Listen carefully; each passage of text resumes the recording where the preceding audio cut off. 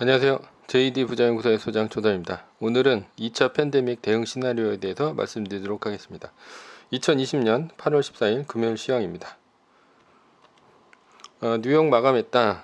고용 혼조, 추가 난방 부양 난방이라는 기사가 있는데요. 그 나스닥은 어저께 0.27% 올라서 1만 1,042.50을 기록했습니다. 어제 나스닥이 소폭 올랐죠. 그런데 이제 다우하고 S&P 500은 모두 떨어졌습니다. 그러니까 다우하고 S&P 500이 떨어졌다는 얘기는 한마디로 가치주, 그러니까 전통의 기술주들은 떨어진 거고요. 그리고 이제 나스닥에서 기술주들은 올라갔다 이렇게 보시면 됩니다. 그 뭐 순환매다 뭐 이런 식으로 해가지고 얘기들이 많았었는데 결국은 뭐 얼마 못 오르고 뭐 항공이라든가 여행이라든가 이런 데 다 떨어졌죠. 그리고 결국은 이제 다시 기술주가 올라가고 있는 그런 양상입니다. 그러니까 기술주는 이제 많이 오르고 그 다음에 가치주 같은 경우는 조금 오르고 다시 그 기술주로 가는 뭐 이런 현상이 반복이 되면서 기술주 그러니까 지금 그 기술주라고 하는 뭐 이런 나스닥 주식들 같은 경우는 뭐 꾸준히 우상향하는 반면에 가치주라고 하는 뭐 여행이나 뭐 이런 항공이라든가 이런 주식들은 횡보를 하고 있다 이렇게 보시면 됩니다. 그래서 나스닥에서도 애플이 이제 1.77% 상승했고요. 그 다음에 테슬라가 4.26% 상승을 했고 아마존이나 마이크로소프트는 0.04%, 마이크로소프트는 0.23% 떨어졌습니다. 자, 그러면 애플의 상승 이유가 뭔가라는 거죠. 애플의 상승 이유는 고공행진 코로나19 넘어서 시총 2조 달러 넘보는 애플이다 이런 이제 기사가 있는데요. 이날 이제 애플의 주가를 끌어올린 것은 새로운 구독 서비스 준비 때문이다라는 거죠. 그래서 애플 원이라는 게 있는데 이런 게 그 지금 현재 애플 뮤직하고 애플 TV를 비롯해서 뭐 여러 가지 것들을 하고 뭐 이제 할인해서 이제 묶어서 하는 뭐 이런 것들 같은 것도 한대요. 그래서 이제 한마디로 새로운 구독 서비스를 한다고 해서 주가가 올랐다라는 거죠.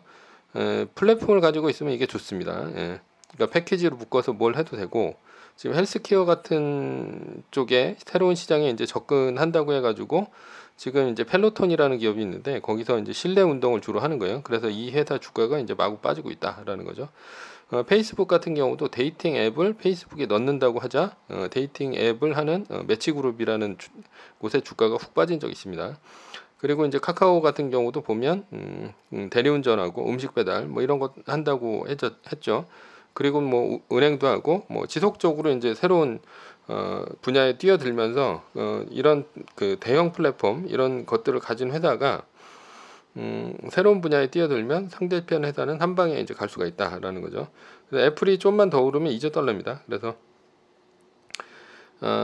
그 뭐 그렇고요. 그리고 이런 가치주나 뭐 이런 쪽은 지금 다시 이제 그 뭐 횡보를 하고 있는데 이런 것들은 제가 어저께 얘기했듯이 뭐 10% 투자 법칙, 마이너스 10% 투자 법칙처럼 그런 식으로 하는 게 좋습니다. 그러니까 처음에 이제 한 내가 가진 돈의 뭐 한 5% 정도를 투자를 하겠다 이렇게 마음을 먹으면 한 1% 정도는 현재 가격으로 삽니다.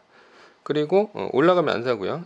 떨어지면 사는데 떨어지는 것이 내가 산 가격에서 10% 이상 빠지면 그때씩 사는 거죠. 그때 한 번씩. 그래서 한 5번에 걸쳐서 분할 매수를 한다라는 거죠.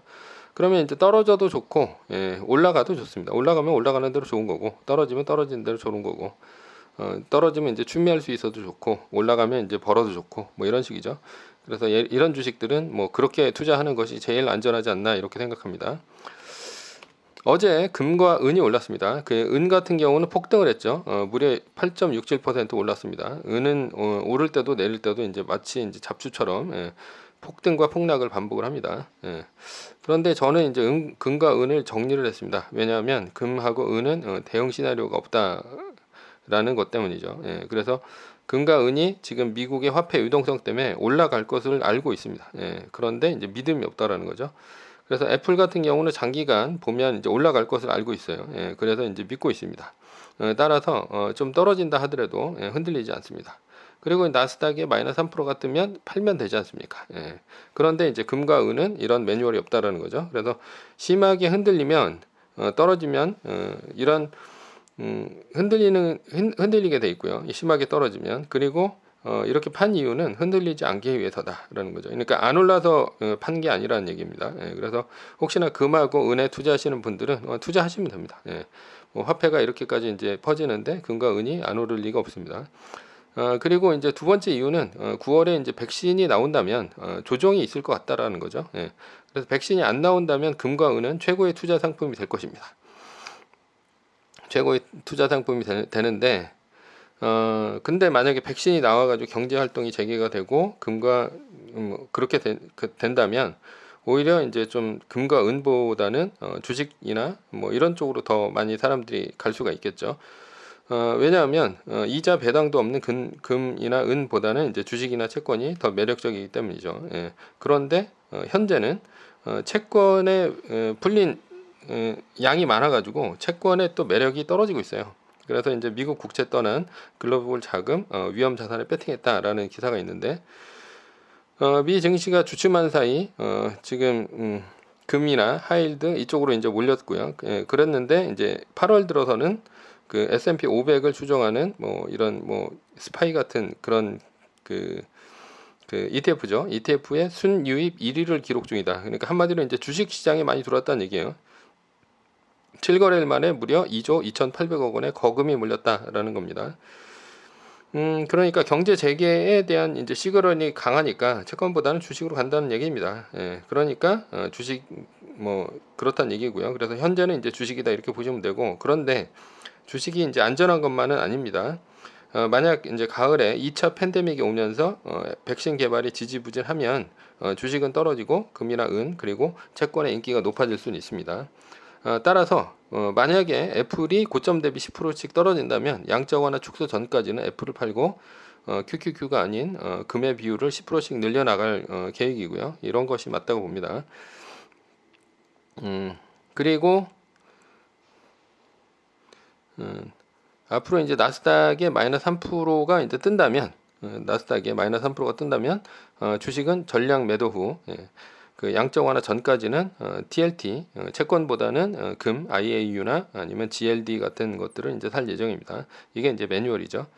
만약에 지금은 이제 앞으로 이제 공항이 끝이 났기 때문에 한 달 안에 마이너스 3%가 뜬다면 마이너스 3%가 더 뭐 없다면 매뉴얼대로 한 달 플러스 1일 후에 세계 1등 주식을 매수를 하면 됩니다. 뭐 이런 상황은 이제 마이너스 3%에 대한 이제 매뉴얼이죠. 주간 실업 수당이 이제 100만 건 하위에 있다. 그러니까 어저께 그 좀 좋은 소식이에요. 좋은 소식인데 실업 수당을 받는 사람이 줄었음에도 증시는 좋지 않았다라는 거죠. 예. 이거보다는 아무래도 이제 추가 경기 부양안에 대한 이제 악재가 더 크기 때문에 떨어진 게 아닐까라는 생각이 듭니다. 애플이나 포드가 월마트 등의 그 위챗 금지 방안에 우려를 표했다라는 이제 기사가 있는데요. 위챗은 중국을 포함해서 전 세계 12억 명 이상이 사용하는 앱이다. 라는 거죠. 그래서 뭐 여기 위챗을 통해서 모바일 결제, 메시지, 전자상거래, 정부 공식 안내문 배포 이런 것들이 이루어지는데 미국 내 이제 위챗 금지는 미국 이제 애플의 주가에 영향을 크게 주지는 않을 것 같아요. 근데 다만 중국에서 앱스토어에서 만약에 위챗을 삭제해라 이러면 이제 애플의 주가에 영향을 크게 미칠 것으로 이제 보입니다. 대선 전에는 위챗 삭제를 명령하지는 않을 것이지 않나 이렇게 생각해요. 예. 왜냐하면 이제 파장이 너무 크기 때문에 그렇게 생각하고요. 그리고 위챗이 만약에 중국 앱스토어에서 삭제가 된다면 중국에서 가장 큰 성장을 보이고 있는 애플폰이 판매가 부진할 것이다. 한마디로 이제 애플 주가가 떨어질 수도 있다 이렇게 볼 수 있어요. 알고 계시라는 얘기입니다. 그래서 코로나19 이후 시부야의 도쿄 부동산이 노리는 반전 뭐 이런 기사가 있는데요. 특히 IT 기업이 밀집된 시부야 지역에 더 큰 타격을 입고 있다. 뭐냐 하면 공실률이 많아진다는 얘기예요. 그래서 도쿄 5대 중심가 중 시부야구의 오피스 공실률이 3.38%로 가장 높다. 시부야구의 공실률은 코로나19가 본격적으로 확산되기 전인 2월 1.87에서 1.51%, 그러니까 거의 2배 가까이 늘었다는 얘기죠. 그러니까 이 기사가 얘기하는 거는 일본에서도 IT가 많은 시부야는 공실률이 많아지고 임대료를 낮추는 현상이 벌어지고 있다라는 거예요. 그러니까 IT는 재택근무를 할 수 있고 이 재택근무를 할 수 있다는 것들 때문에 공실률이 높아진다는 얘기죠. 상가의 공실률. 그러니까 IT 쪽이 많은 것들은 오히려 별로 좋지 않다. 이렇게 생각하고요. 요거는 이제 세계적인 현상이다 이렇게 보입니다. 그래서 위워크가 소프트뱅크에서 11억 달러를 차입했다. 뭐 이런 기사가 있는데 여기 이제 위워크 그 원래 창업주가 이제 물러났죠. 그리고 뭐 여기 이제 돈을 준다 안 준다 이런 얘기가 굉장히 많았었는데 결국은 추가 지원책이 있었다라는 거예요. 그래서 소프트뱅크의 손정희가 비전 펀드로 이제 투자된 회사 중에 위워크가 이제 가장 실패한 기업이었었죠. 그런데 소프트뱅크에서 11억 달러를 추가로 빌려주고 그랬다. 요게 요즘 재택근무가 유행하기는 하는데 뭐 이제 트렌드가 어떠냐? 집에서 근무하기는 좀 그런 거죠. 굉장히 좀 힘들다. 식구들도 있고 아무래도 이제 집에서 근무하는 것들은 좀 힘드니까 밖에 나가서 근무를 합니다. 그런데 인근 이제 스타벅스나 뭐 이런 커피숍 같은 데 가서 이제 근무를 하려고 했지만 너무 안 갖춰진 것들이 너무 많아요. 시끄럽기도 하고 복사도 안 되고 팩스도 안 되고 근무 환경도 안 좋고 뭐 여러 가지 안 좋기 때문에 중소도시들 위주로 이제 사무실을 구하는 수요가 좀 많아졌다는 얘기예요. 그 대안이 아무래도 위워크다 이렇게 볼 수 있습니다. 이렇게 되면 아무래도 그 뭐 팀별로 해가지고 모이는 문화가 아니라 팀하고 다른 사람이 함께 쓰는 문화가 생기지 않을까. 그러니까 같은 회사에서 얻어줄 거 아닙니까? 같은 회사에서 얻어주다 보니까 사람들이 같은 회사긴 한데 팀이 달라.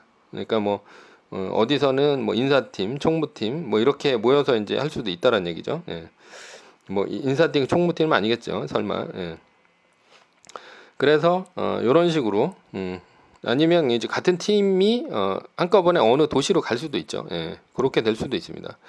그 뭐 결론은 뭐냐? 이게 이제 코로나로 인해서 대도시 상업용 건물들의 가치가 떨어지고 있다라는 거고요. 너무 꼬마 빌딩 같은 거 찾을 필요 없다. 부동산 이런 거 사놨다가 앞으로 훅 갈 수 있습니다. 코로나 트라우마는 몇 년 갈지 모르기 때문에 지금 이런 패턴들을 좀 미리 익혀놓는 게 좋아요. 상가가 좋지 않을 수 있다라는 얘기입니다.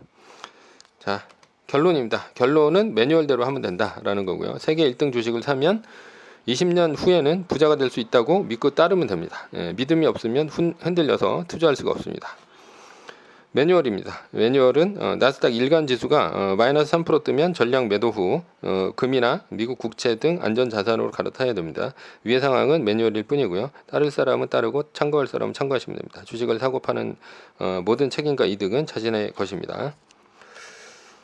오늘은 2차 팬데믹 대응 시나리오에 대해서 말씀드렸고요. 후원은 제가 영상을 제작하는데 많은 도움이 됩니다. 하나은행 447-910064-61005 주식회사 JD 부자연구소. 감사합니다.